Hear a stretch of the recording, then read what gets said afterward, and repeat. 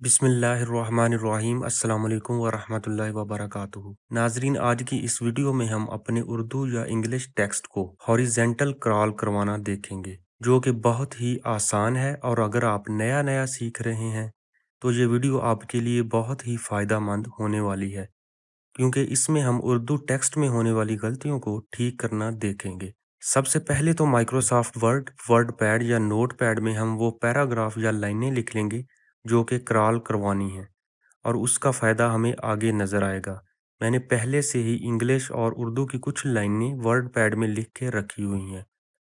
اب ہم اوپر ایڈیٹنگ کی بجائے گرافکس میں جائیں گے اور ایک باکس بنا لیں گے، اس کو اپنی پسند کے مطابق کلر دے دیں۔ میں یہاں سے بلیک کلر دے دیتا ہوں۔ اب فائل مینیو میں جائیں گے، نیو پہ کلک کریں گے اور لیگیسی ٹائٹل کو کلک کریں گے۔ ٹائٹل ایڈیٹر ہمارے سامنے ہے۔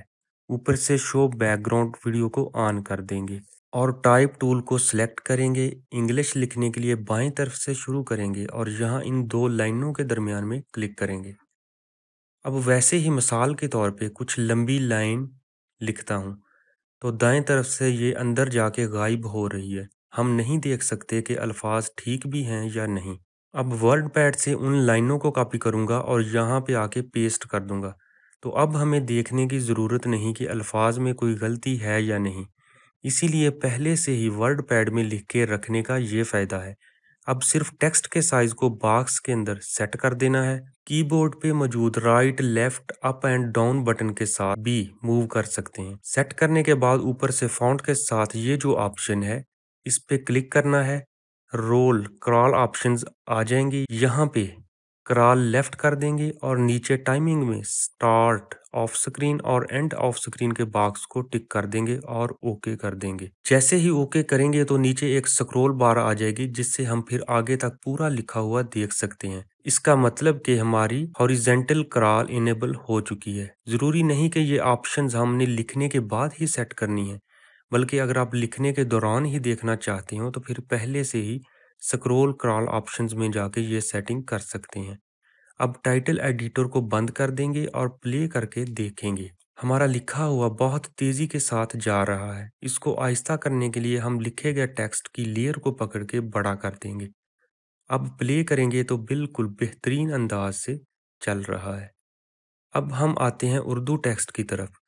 اگر آپ نے اس سے پچھلی ویڈیو نمبر 3 دیکھی ہو تو اس میں صرف ایک ہی اردو کا لفظ لکھا تھا، زندگی۔ ایک لفظ لکھنے اور پوری لائن یا پیراگراف لکھنے میں بہت فرق آ سکتا ہے، وہ ہم ابھی دیکھیں گے۔ ٹیکسٹ والی لیئر پہ ڈبل کلک کریں گے اور ٹائٹل ایڈیٹر آ جائے گا۔ پہلے والے ٹیکسٹ کو سلیکٹ کر کے ڈیلیٹ کر دیں گے۔ ورڈ پیڈ سے اردو والی لائنوں کو کاپی کریں گے اور یہاں آ کے پیسٹ کر دیں گے، اور یہ اردو ہے تو اس کو ہم نے دائیں طرف رکھا ہے۔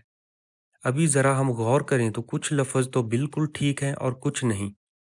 اس سے پچھلی ویڈیو میں ہم نے زندگی لفظ کے لیے جمیل نوری نستعلیق فونٹ استعمال کیا تھا، مگر وہ فونٹ یہاں اس لمبی لائن پہ ٹھیک طرح سے کام نہیں کر رہا۔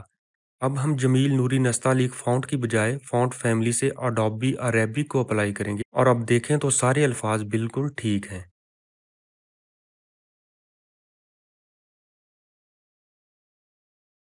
اب اوپر فونٹ کے ساتھ اس آپشن پہ کلک کریں گے۔ انگلش کے لیے ہم نے کرال لیفٹ کیا تھا، اور اب اردو کے لیے کرال رائٹ کو سلیکٹ کریں گے اور نیچے والے دونوں باکسز کو ٹک کر دیں گے، اوکے کر دیں گے اور پلے کر کے دیکھیں گے۔ اگر ویڈیو رک کے چلے تو کی بورڈ سے انٹر کا بٹن دبا کے رینڈر کر لیں گے۔